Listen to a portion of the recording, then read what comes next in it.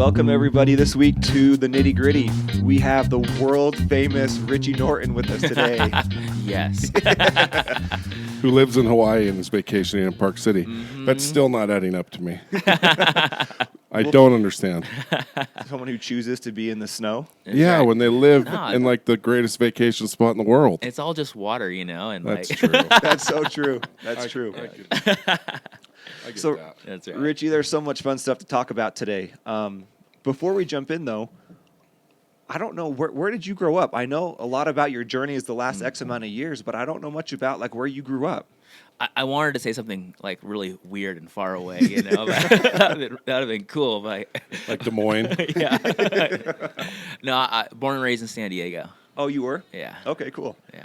And now, I mean, if you don't know who Richie is, I don't know how you don't know who Richie is, but everything, and we'll do the official kind of intro with it, but speaker, author, consultant, coach, entrepreneur, I mean. Happy guy. I like that. Yeah.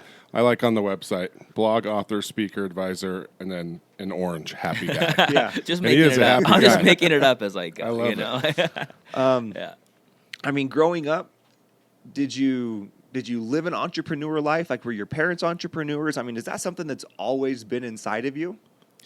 I as an aside, I believe entrepreneurship is a learned skill. Some people might have a tendency to like maybe be more whatever, but like I met this one billionaire guy and he said, look, if you can buy a hamburger for $1 and sell it for $2, you know what I mean? Like it's a skill you can learn.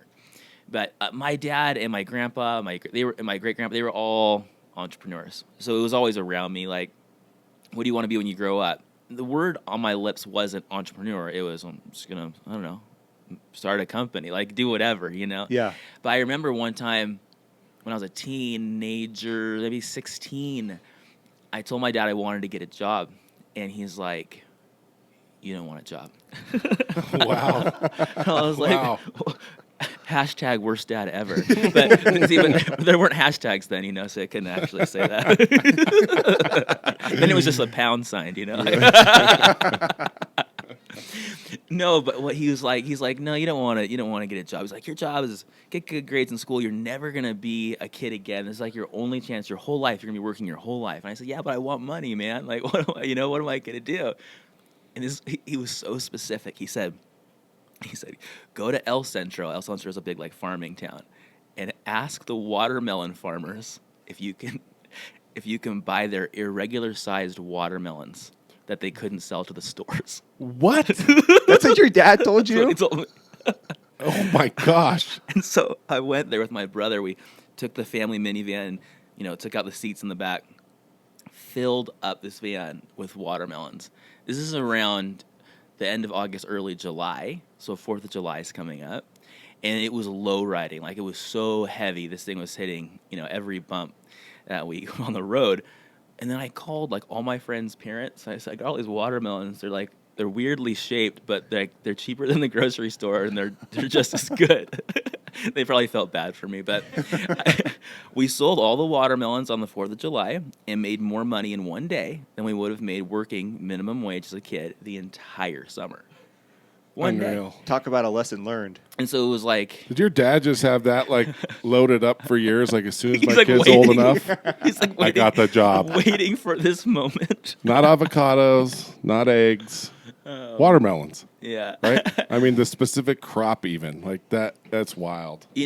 What's weird, though, I remember at one point, though, even after doing that, I did get a job at, like, a Blimpie, like, making sandwiches. It was, like, part of a gas station, a Chevron. But for me, I wanted to learn. Like, I was really like, well, even if I do start a company sometime, what is it like working in one? Like, I wanted to know everything. And it was just, for me, it was just kind of fun. Like, oh, this is cool. This is how this works, and, you have all these weird life lessons. And I remember one time I can't believe I'm telling you guys these things, but one time I was the only one working in this Blimpie, and there's all these people. So when you're baking bread, like, a buzzer will go off, but you can, like, hit it, almost like hitting snooze. But I kept hitting snooze, and I burnt, like, 20 or 40 loaves or something. And I was like, I'm going to get fired. I'm so going to get fired. And the guy, the manager later told me, mean, first of all, if I look back, like, I'm by myself. You know what I mean? Like, what am I supposed to do? Yeah. But aside from that, he said this. He said, I'm not going to fire you. I just put like 40 loaves of bread investment in you. Lesson learned. You're never going to do that again, right? So in my head, it's not always about making money, even though the watermelon thing was. It was about, I know I can just turn on the faucet when I want to if I can figure out a way to sell something. And so since that thought's in my head, and I lived in Brazil for a couple of years. I was a missionary there, and I saw a lot of people in poverty in the area I was at. So I thought, how can I help people work their way out of poverty? And it wasn't that they didn't have the talents or the will. It was the access to resources and networks. So then I thought, maybe when I retire, when I'm 65, I can go back and help people work their way out of poverty, you know? And then I thought, that's like, if someone has a kid every 20 years, so to speak, right? That's 2 or 3 generations. Like, so like if you're 25, we're talking about the current generation, the next generation, and the next generation that would miss out on the opportunity to learn and change or whatever opportunity might crop up. So I said to myself, what if I could do what I want to do in retirement right now, but feed my family at the same time? And that's what I got into, social entrepreneurship. I read a book called Banker to the Poor by Muhammad Yunus. It's like a whole microfinance thing. And this led me on this journey of how can I help people make money and feed my family at the same time? So when people ask, like, what do you do? And I can say, like, right now with my sourcing company, we're making 100 different products, like, literally at the same time, different industries. And they say, how do you do this? And I say, I don't think about the product. I think about the process and the people I'm working with. It's the people I'm trying to help. It needs to make money because that's the idea. The product is irrelevant. It's true. It's very true. Yeah. So you got home from your mission, and because you have formal education, which is also interesting because most of the kind of social entrepreneurs these days don't have formal education, but you still you still did that. Yeah, it's kind of like Blimpie. There you go. You know, it's kind of doing the same thing again. Yeah. You know, I haven't made that connection before, but you're probably right. You know, I thought in my head, I don't want to have anything limit me. So for me, school isn't about making money or getting a job. It's about learning, character development, and making connections. Especially today. Hello. Yeah. Like if you're going to school thinking you're going to get a job, you're joking yourself. Yeah. Especially today, 2020. They're not even asking for diplomas or resumes in a lot of these, even the biggest companies. I mean, you wrote the book, Resumes like, Are Dead, right? Yeah, they're like, you know, and people go, yeah, they do. And you go, yeah, how many resumes did you send out this week? 100? How many callbacks did you get? And so at the end of the day, nowadays, resumes tend to be a formality. Hey, we really want you, but we need this. HR needs this. Is that cool? Right. As opposed to, if you're and I have been on the other side of the table, resumes are to filter people out as fast as you can, not to get you in. Yeah. So you have to take the actual opposite approach to get the job you want, which is through projects, value-based things, connections, relationships, referrals. Yeah. Those kind of things, yeah. So what made you continue through education? Because you also got an MBA, too. Yeah, so not only did you go through the traditional path, you kind of went above and beyond.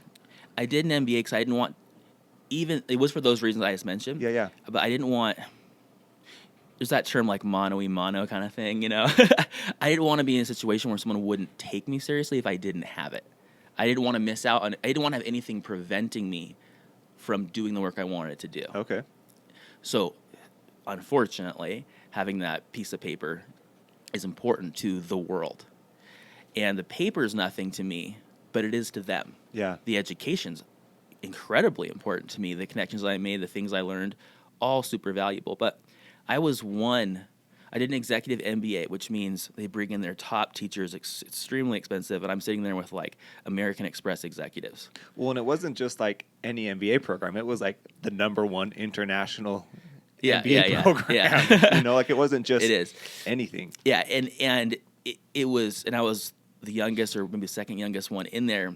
They almost even didn't let me in too. They're like, "Aren't you too young?" And I was like, "All right, is that a legal question to ask?"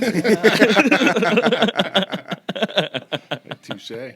You know, but everyone there was amazing. I loved it all, but I was one of only a handful, maybe 2 or 3 entrepreneurs. And that's because I wasn't there for maybe the reasons they were, which is leveling up inside the company and or a huge change of careers. For me, it was more, I'm just here to learn, man, and I hope this can help open doors. Yeah. Yeah. Did it? Oh, of course. Okay. Yeah, it was incredibly valuable.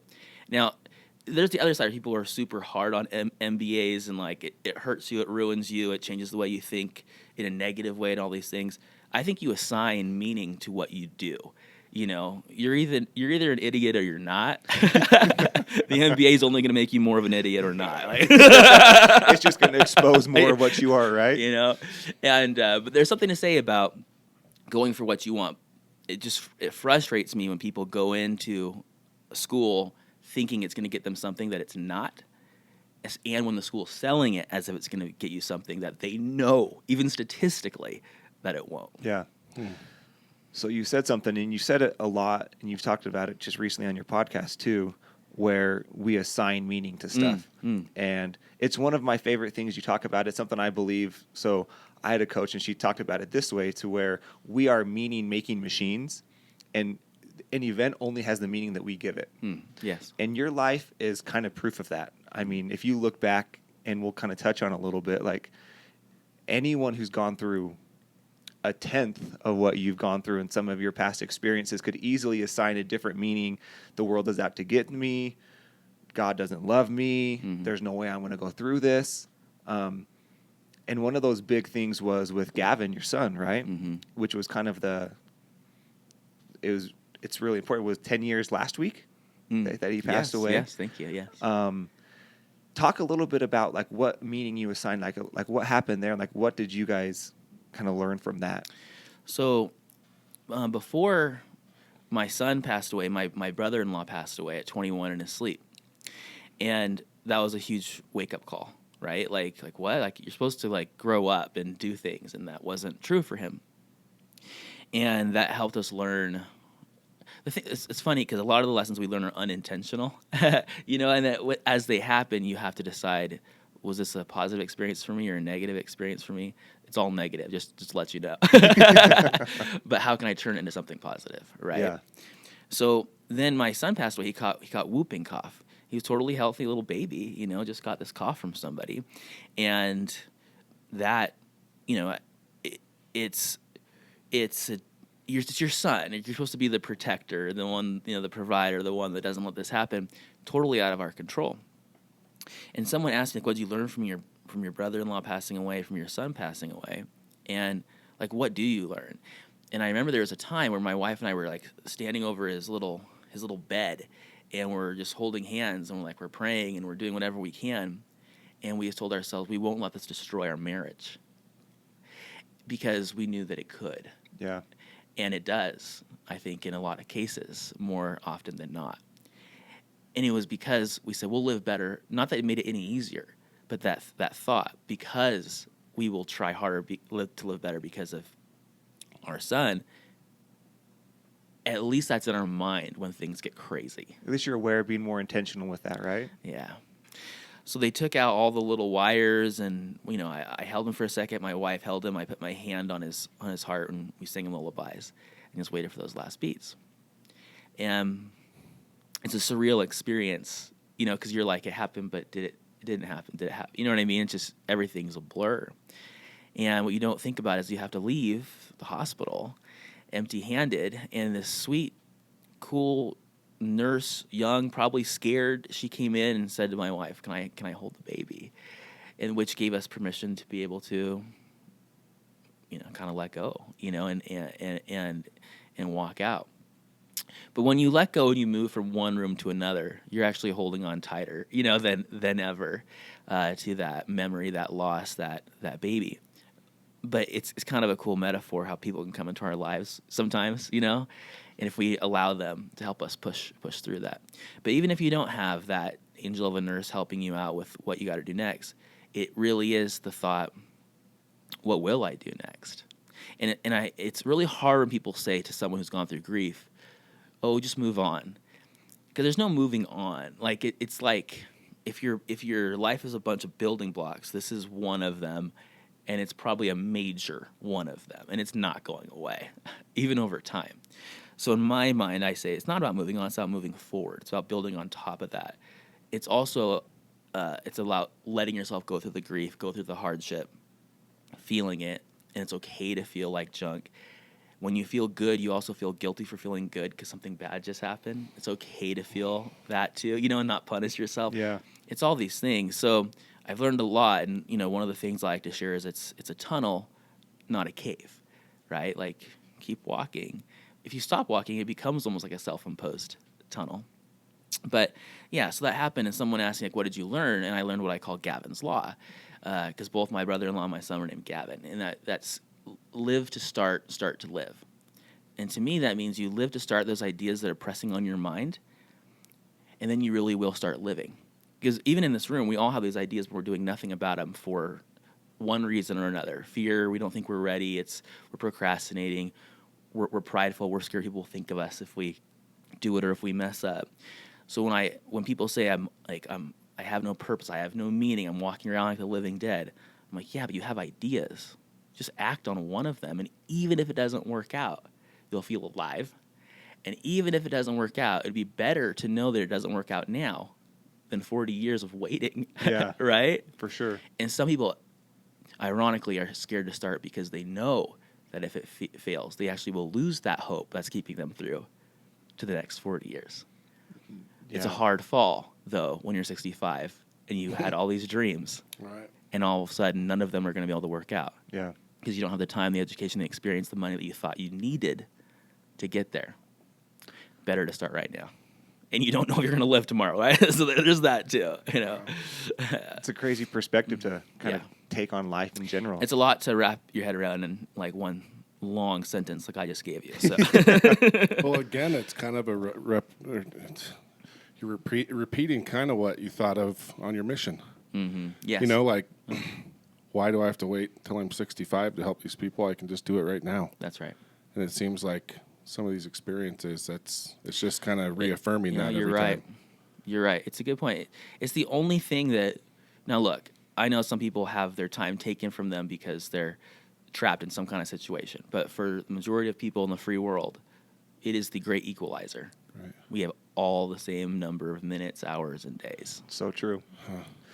So after Gavin passed away, you and your family just kind of packed up and moved, right? You just went on a massive trip, just kind of like a healing trip is what you called it. Yeah, we did. And we do that often. This one, we actually went for 2 months, just kind of camping all up and down, the States and up into Canada.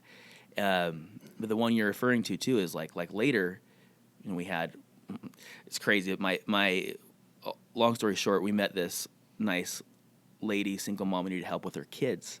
And we brought in her kids to our home to babysit, and she didn't come back.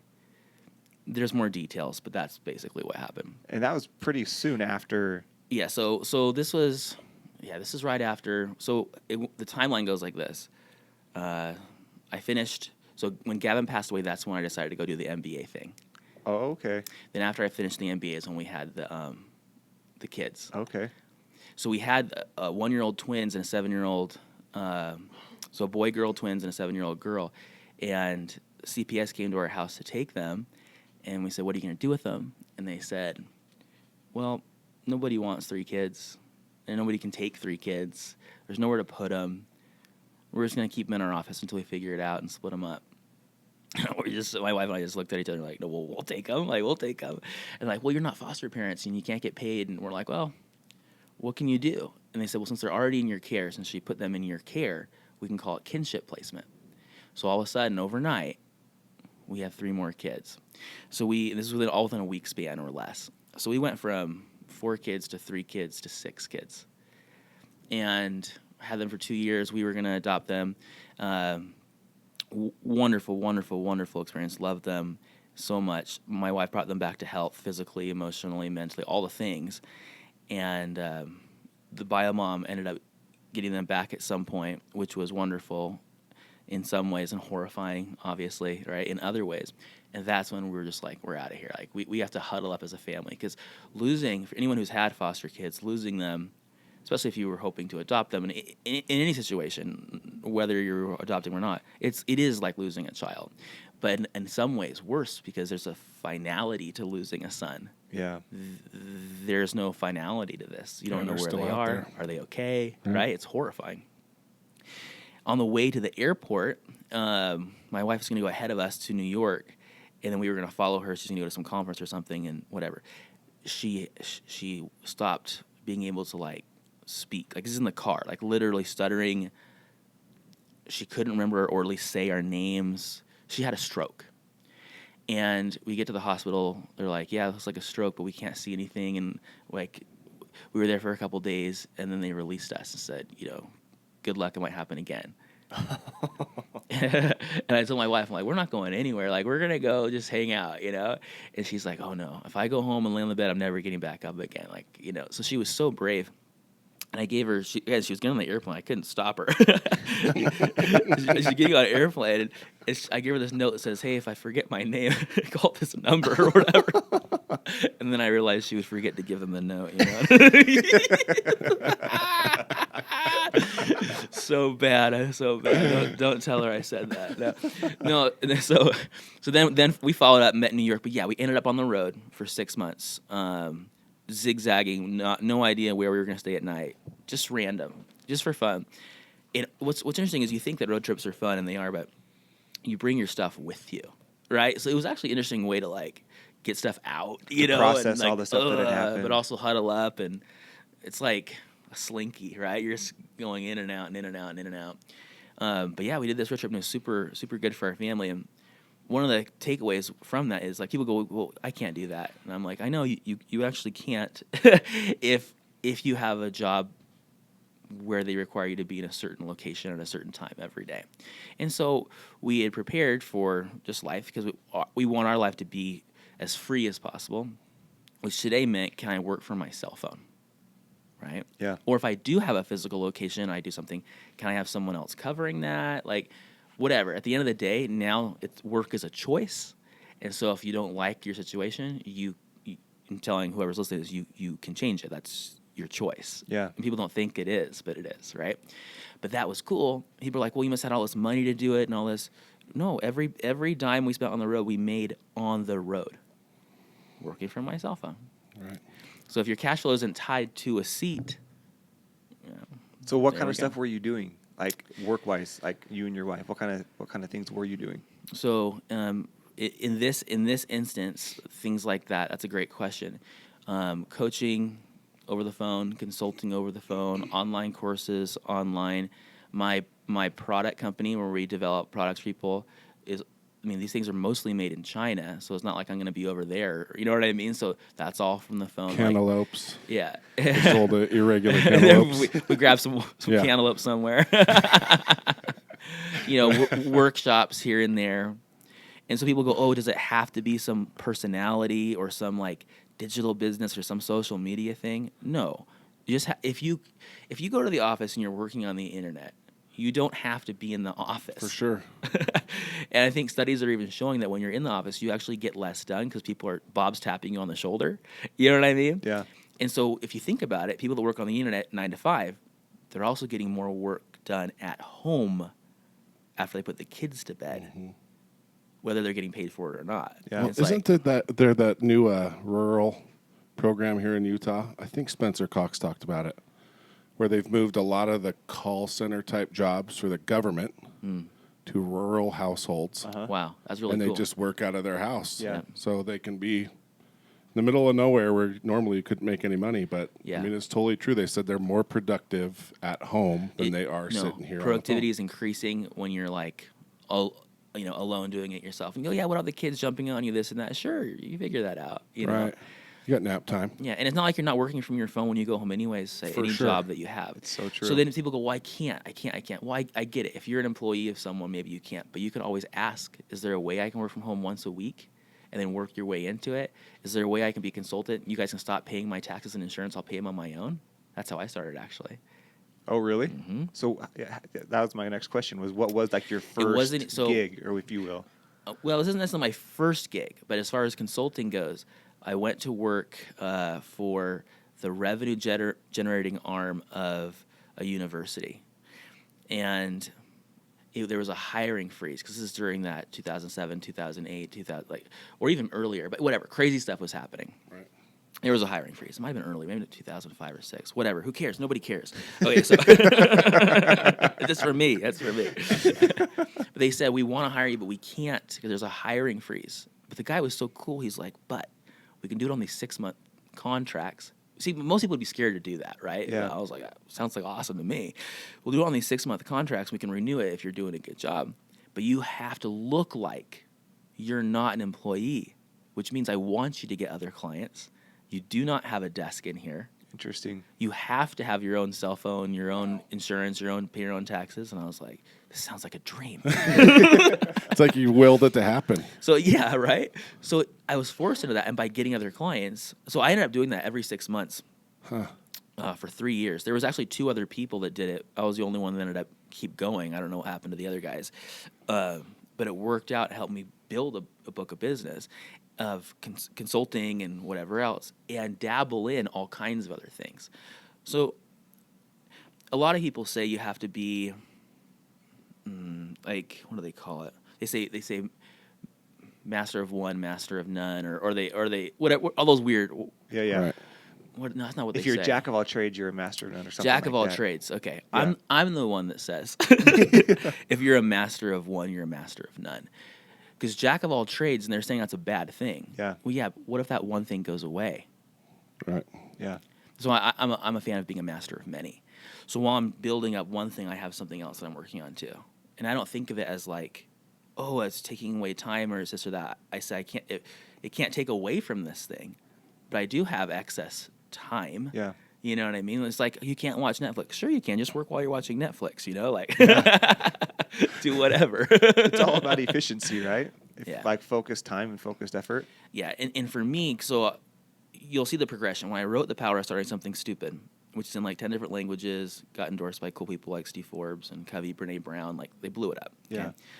And people would call me with their stupid idea, or reach out to me in some way with their stupid idea. Like opening a restaurant. Yeah, there you go. Technically, it's a stupid idea. Yeah. No, exactly. No, that's a perfect example, though. And so then I would coach and consult them around it and whatever. But as I would talk to more people, I would learn that they had more needs. And there's one in specific, like mentally was, they would say, I want to start this thing, and then we would help them make their $1 million, whatever they had to do.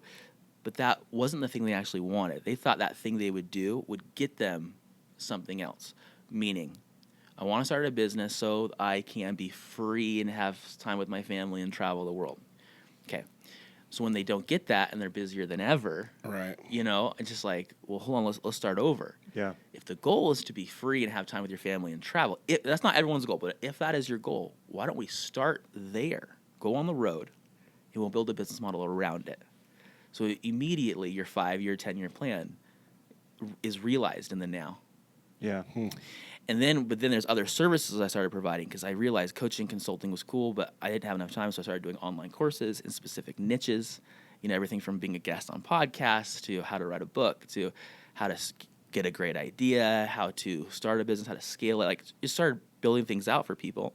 And then I realized people wanted to make stuff. Like if you said you wanted to build a restaurant, I wouldn't know how to make a restaurant, but I can consult on the concepts and how to do it. Yeah. But if you wanted to make like a new product or something, I could. Because if you back up, when I was still in college, and I had this idea to help people work their way out of poverty, I had started an idea. I pitched it in a business plan competition to create a fund to help students from other countries who wanted to go back to their home country start businesses.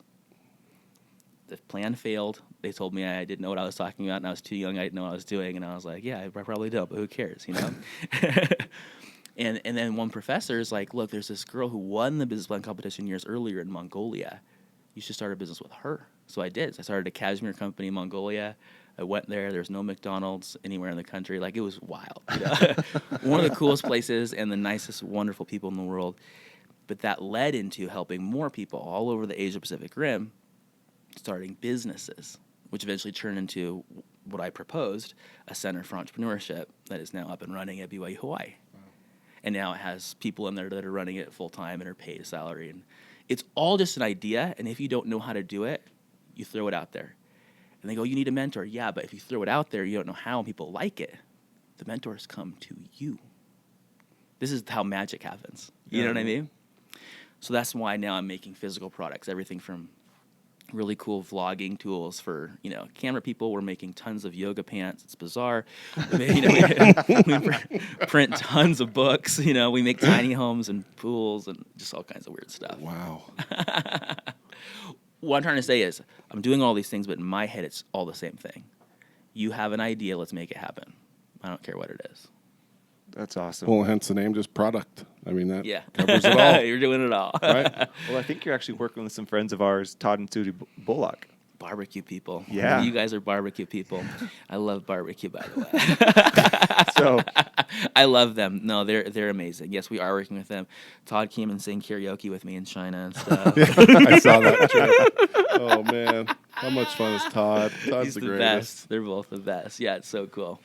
So how have you found, I want to get to how you started the book, but before you just said something about like finding a mentor. Sure. And I think a lot of people appreciate that, look for mentors, but I think they go about it the wrong way. Yes. How have you, because you personally, a mentor showed up, right, with Stephen M. R. Covey. Mm-hmm. When people ask you for advice on finding a mentor, like how do you help that process? It's difficult because I learned this actually from Seth Godin. He said, sometimes, how they say it doesn't hurt to ask? Mm-hmm. I remember him saying this. He said something like, sometimes it does hurt to ask. Right? Like, Yeah. I'm not saying don't ask. I'm just saying, like, be conscious, of how you're asking. And so a lot of people will go, I need a mentor. And what they picture is some, like, Dumbledore man with a gray beard, like, right? You know what I mean? And he's going to walk around with a stick and, like, tell you what to do every once in a while, put your head in water and show you the future or something, You're I just watched that last night. I kid you not. I watched number 6 last night. Oh, my gosh. So there's different kinds of mentors. I'll try and divide them into two. And I'm going to actually say it from the mentee, the person looking for a mentor's perspective.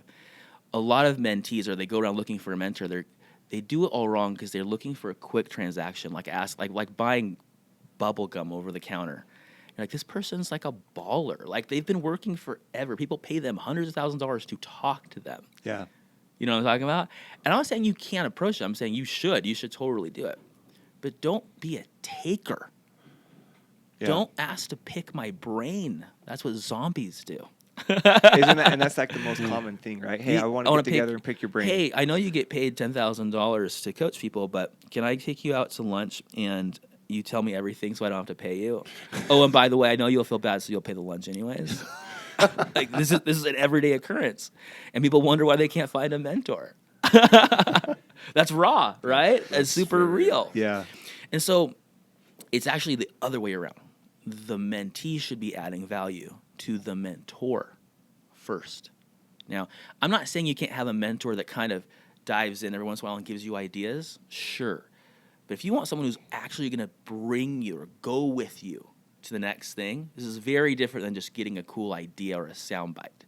Because many mentors have written all their stuff down or shared it somewhere. It's like, why aren't you reading that and doing that first, right? Yeah. So when you have access to someone, instead of thinking, how can I get them to teach me and make me money, think, what is something that they're doing that I could do that's in line with what they're doing that will help them?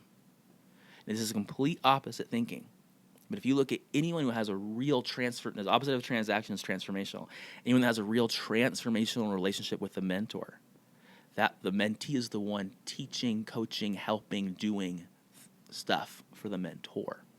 Then the mentor goes, oh my gosh, thank you so much. What can I do to help you? This is the long game, right? Yeah. It takes a little bit of time, but it's the only thing that works. If you want it to be fast, you buy the things that they're selling. So I went to Seth Godin's $400 maybe, I can't remember how much it was, first publishing practicum back in 2011 in New York. That's how I first got to know him. And now we keep in, just not anything crazy. I'm extremely respectful. but we share things every once in a while. So when you pay your way into stuff, or you have a way to be able to like acknowledge them and respect them and help them, that's how transformations happen. Does that make sense? Totally. So if someone was looking for a real mentor, you have to decide, is this a quick, I'm going to ask a question? Because if it is, recognize that and have it be that. Is this where we're going to be hanging out all the time and we're really going to do something crazy? Well, what will that look like? Because that's very different. Yeah. That's awesome.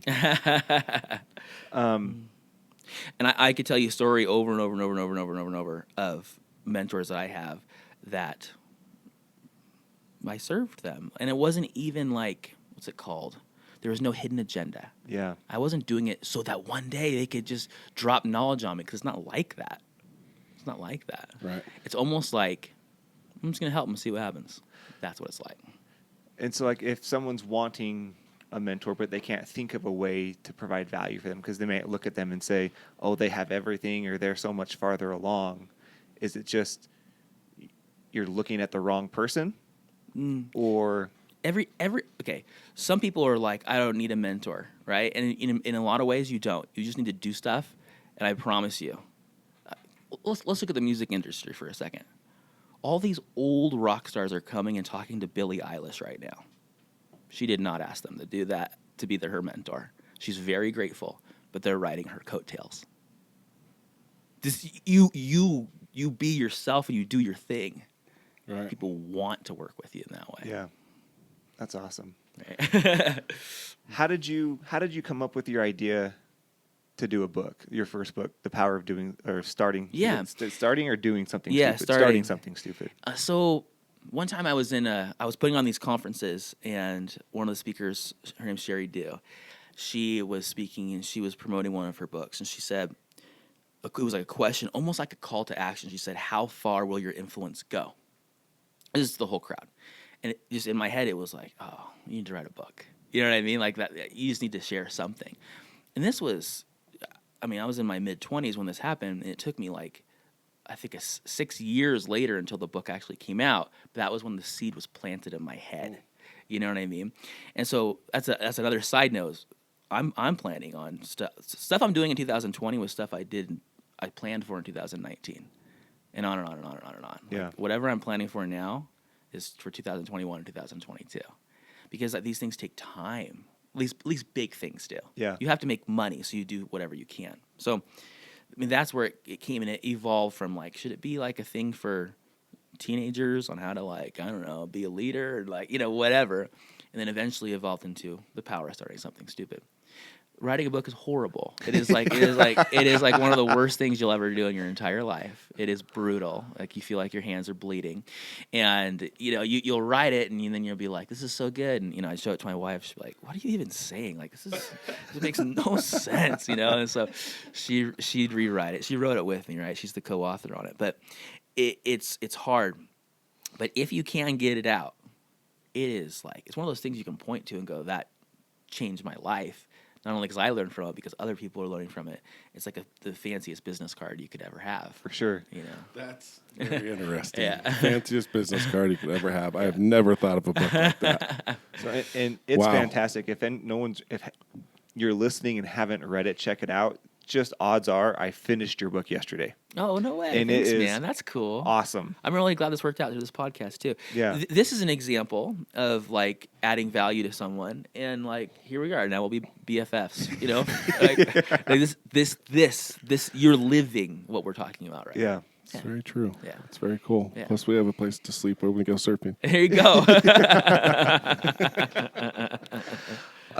Time's wrapping up. I want to make sure we spend some time on your latest project. That's yeah. been so awesome. There's Yeah. so many things. So you just launched your own podcast last week, the Richie Norton Show. Yeah, I'm super excited about it, man. And it's been cool.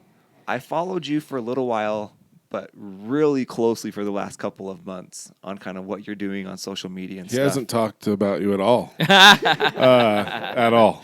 Whenever he's in here. So funny. But it was cool to see kind of how you built up the launch of the podcast, and you created your podcast launch group. Yeah. Going back to what you said about what you're doing now, you planned years ago. Yes. Like, how long has this podcast been in the works? That's a good question.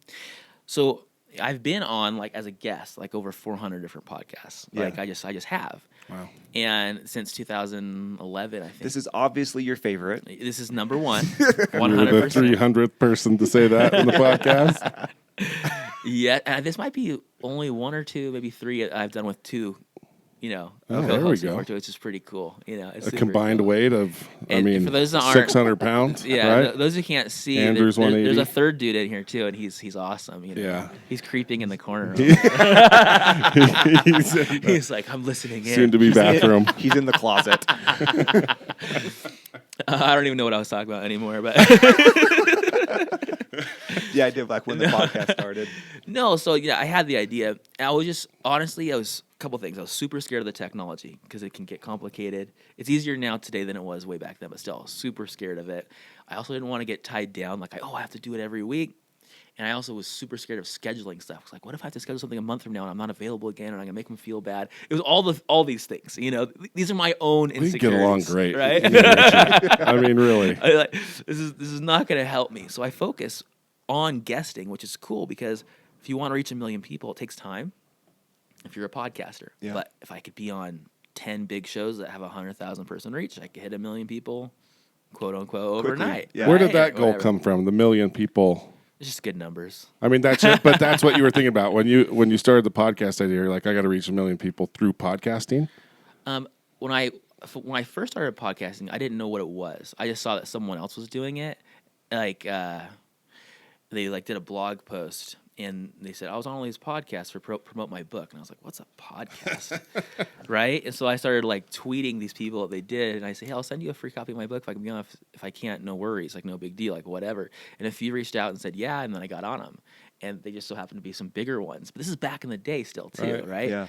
And what's weird about podcasting, you guys know this, once you're on one show, other podcasts are looking at guests on shows, and they go, oh, I should reach out. So I'm inundated with people asking me now. It became like this rollover thing, That honestly wasn't intentional. I'm going to reach 1 million people. That was actually me looking backwards. Oh, okay. Yeah, it was actually looking backwards going, whoa, that's pretty cool. Anyways, and so then I had to do a podcast. I've been saying I'll do one maybe one day for maybe years. Maybe one day, maybe, I'm not going to, maybe one day.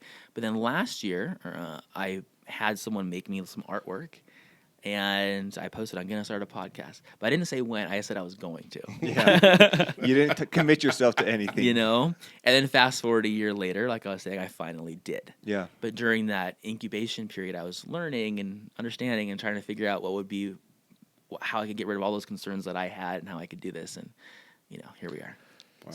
So one thing I like about your podcast is your format is different than any that I've actually seen. Yeah, I've never seen it before. And you call it the trilogy. I do. And I love it. And it's funny, Brent and I have had discussions about similar ideas and concepts on how to do it. Mm-hmm. And then he does oh yeah, that's how that idea in my head would actually work, is how you've done it. So talk a little bit about how you structured it.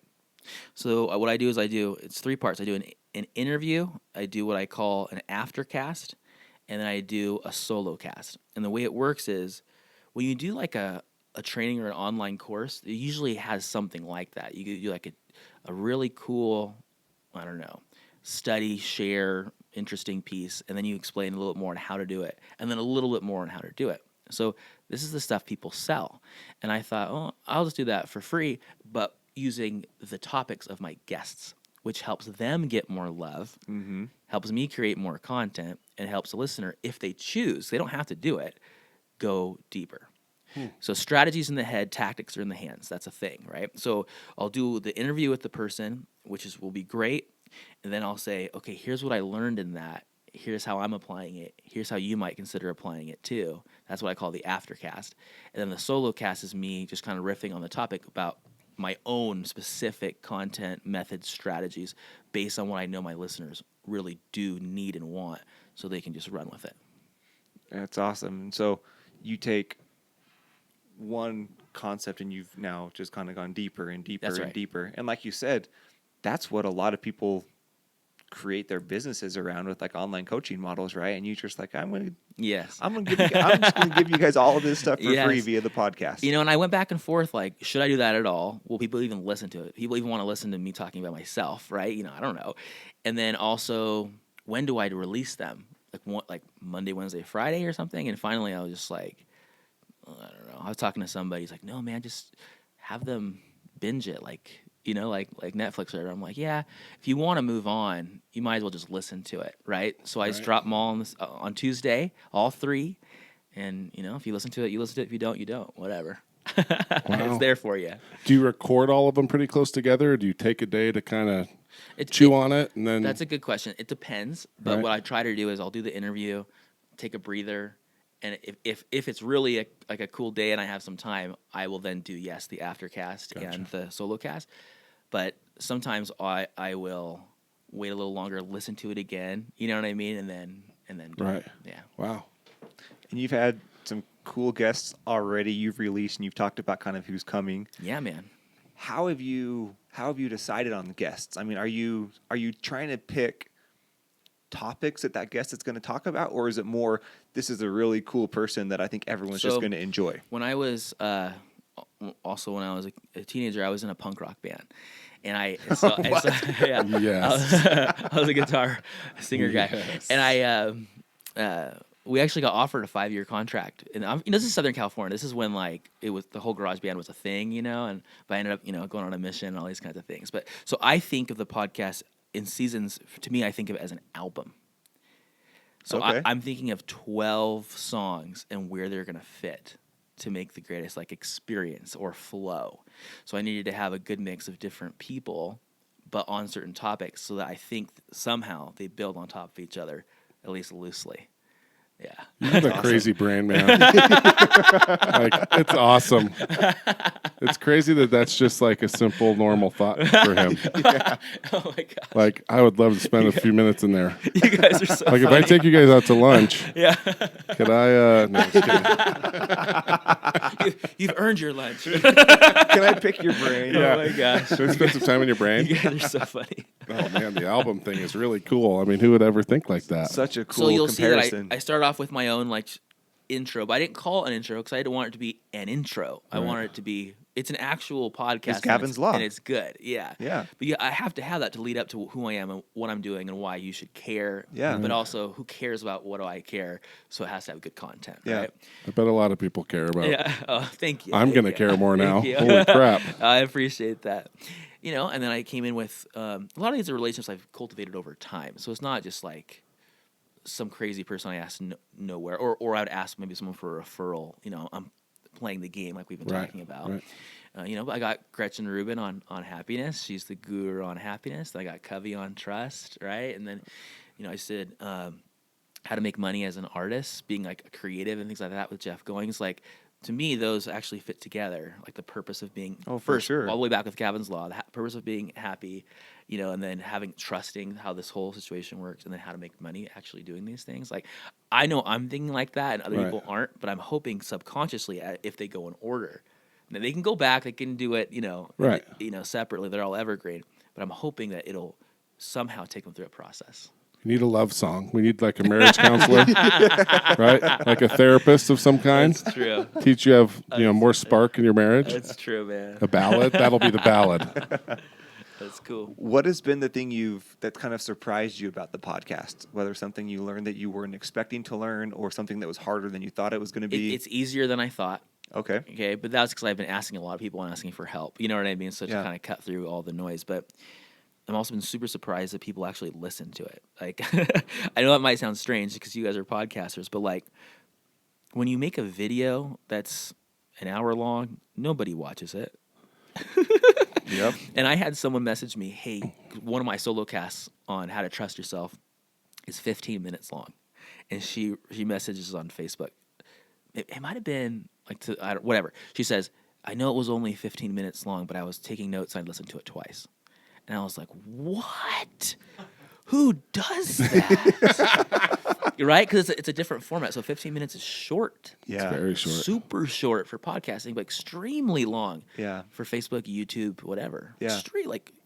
like you would never do that on Instagram. Like Yeah. whatever the max is on IGTV, there's no way you're watching that whole thing. For Yeah. sure. So different. It's also interesting because I thought people would be listening to it while they're doing something else, but she's taking notes, which means she's not doing something else. This is interesting to me. Yeah. You know what I mean? Huh. Yeah. And you wonder if they would listen to it or take notes if it was A video 30 or minutes something. to an hour. Yeah.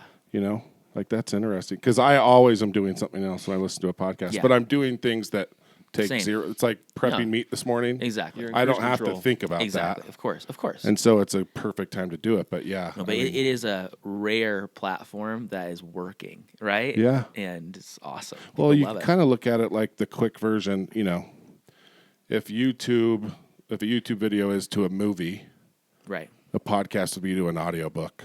Yes. Right? Yes. Short audiobooks could be. Totally. So I think an hour or less is probably pretty normal. Yeah. You know, it doesn't seem like it's too long, but Yeah. because we all do things, you know, drive somewhere or whatever. But the note taking thing's interesting. Yeah. It's like if you almost did like the solo cast part, like if we did ours an hour, but then did the 15-minute, you know, cliff notes, right, where you can kind of get the bulk of it. Totally. That is somewhere where somebody could actually Well, and it's jot really some things heavy. down. Like that's where the learning is done. Like Sure. the interview's Yeah. kind of, it's good, it's entertaining, it's fun, Yes. and then the other stuff Yeah. is almost where the learning's happening. The other thing that happened, this is no one would know this, but I'll share it with you. Is I started realizing people were downloading my because I'll release it interview after cast solo cast. They're downloading the solo cast most.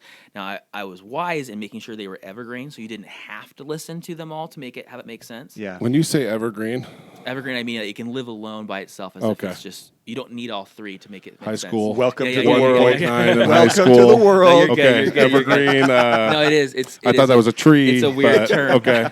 It is a tree. No. But they're downloading the solo cast the most, which is like flattering, but has nothing to do with me. It's because it's the last one that pops up on Apple. It's the first one they see. Do you think it's that, or do you think it's because it's shortest? I think you're humble. Maybe I it's- think it has to do with you more than you think. Okay, I'm guessing, right? I don't really Yeah. know. Maybe it's shortest.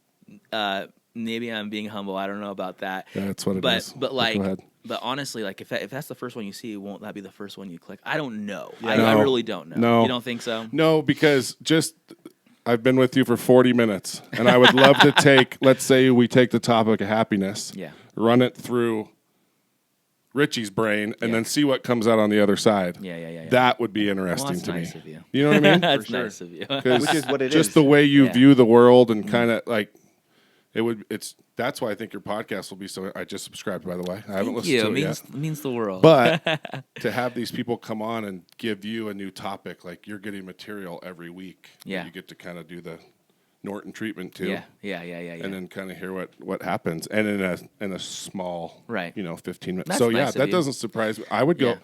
I mean, maybe going backwards would be interesting too. It actually is. Sometimes so one time I clicked on it started going backwards for me, and I was like, that's so weird, but that's cool. You know what I mean? It works. It actually works. Yeah. Yeah. That's really cool. We're gonna have to copy some of this. We'll send him barbecue or something like so we can add value to Please. his life. Done. So- In a Yeti for his road trip. There So you that, go. that was the question. Do you expect, hope people kind of follow? Like, do you want it to be a trendsetter, or are you hoping this is kind of your model, like the trilogy model, or does it even? Have you thought about? Oh, that? I don't. I mean, I'm happy that I created it and it's working. Yeah. But I mean, you guys can use it. Anybody can use it. I mean, I don't think I can stop it. For sure. Well, it's But just I an think ode it's to cool. you, right? I mean, Yeah. it is. It's Yeah. kind of setting a trend and being creative, and I mean that's the thing. We always give credit where credit is due, but Totally. I mean it is a very cool way of Yeah. processing the information. It And is. so People can chunk it down too, and they go, "Oh, this one's an hour, and this one's only 20, and this one's only 15," and Right. they will listen to all three because it doesn't take that much longer. Yeah. But they're separated, so your brain can almost like refresh for a second. Yeah. And then go in. you need to make like a digital download, right? Yeah. But package it in like a vinyl cover, like a record, and sign it. No. Yes. Right? Like- no, someone messaged me about doing that. I was like, was Dude. it you guys? It would be Someone messaged awesome, me like about to doing buy that. the album, right? Yeah. It'd be Get so a signed cool. copy. It would be Like cool. big fans of you would totally do that. I think it's going to happen. I think it's a like great idea. that would be awesome. That would be especially really if cool. you added like it's kind of like Garth Brooks does at Christmas. He's one of my favorites. Just like adds one song that you can't get anywhere else. Is your favorite song? I Got Friends in Low Places. Dude, that's one of them. Dude, that song's so good. I sing to my kids. Rodeo's my favorite one. I sing Friends in Low Places, like all 4 of my kids up till they were like 2 when I put them to bed. It's horrible songs, right? The drunk guy walking into the party, and then Ain't Going Down Till the Sun Comes Up is the other one. But Papa Loves Mama is the number 1 song, which is about a guy murdering his cheating wife. But that's their lullaby, and all my kids can sing it. It'll be interesting to see what happens when they grow up. Yeah, it's for real. It's exciting. They're like, I just got my CDL, Dad. I'm like, oh no. It's going to drive a semi into a hotel. That's awesome. Oh, man. Well, wrapping up, Richie, thank you for making some time. I know you're was an a honor. busy man. Thank so you. just as a reminder, where can everybody find you? Where do you want people going? Yeah, just go to richienorton.com, richienorton.com/blog. My son lived for 76 days, so I have a thing called the 76-day challenge where I help people like walk through step by step, going from an idea, basically taking a stupid idea and turning it into their smart reality. I like to say stupid's the new smart, right? So how we can make that happen. And then, anywhere, my podcast should be anywhere that you can find podcasts. Yeah, it popped right up on Apple. Yeah, Apple, And so, we got Google, but we got man, Spotify. just with my floating attention span, Yes. going through your website, there is so much that we could have talked about. Yeah, there's a lot of content. Like just reading little paragraphs, I'm like, wait, what? Like if you think that these really like tough things that happen to Richie, if you think that's the end of the tough things, It's like the ice, like the top of the iceberg, oh, right? dude, You guys are and it's so you can really tell why you are the way that you are. I mean, it really all the hard things can shape us into something great, or like you said, they can create a cave. Totally. And Yep, you've totally. obviously, done it the tunnel way, and man, I bet you have helped so many more people than you know. Thanks, brother. Well, Appreciate that. And my last thing I'll say, just kind of the last plug for Richie, is you are who you say you are. Yeah. And that's been the most fun of the podcast, is you get to know people on like a more personal level. Right. And sometimes they always say, like, you never want to meet your heroes or your idols because you're going to be disappointed, right? Especially when they're on vacation. and now you're super disappointed. No, but like you are who you are. Like all these things you talk about, like you've got so much free content just to provide as much value as you can. And like open book, literally I messaged Richie on Instagram last night at like 10 or 11 o'clock at night and was like, dude, we need to do a podcast. And he was like, I am booked all day, but I have this little tiny window. Can we make it work? Yeah. And you have no idea how desperate we were. Like our person had just backed out. Oh, okay. And he was stressing out. Like I'm more the free flowing one. Yeah, totally. And midnight, and this guy goes to sleep like an old man. Like it's like 10 o'clock. I'm normally asleep by 9:30. I was asleep. I wake up at 3:30 this morning to come in to do barbecue, and there's a text from Andrew at midnight, like, "Guess what?" I love you guys. No, you're amazing. So, Richie, you are the man. Thank you for coming. Everyone, welcome. check him out. Read his book, podcast. Just pay attention to this guy, and you're going to be better for it. So, Thanks, man. Thanks for coming on. Oh, you guys Richie. are awesome. Appreciate that.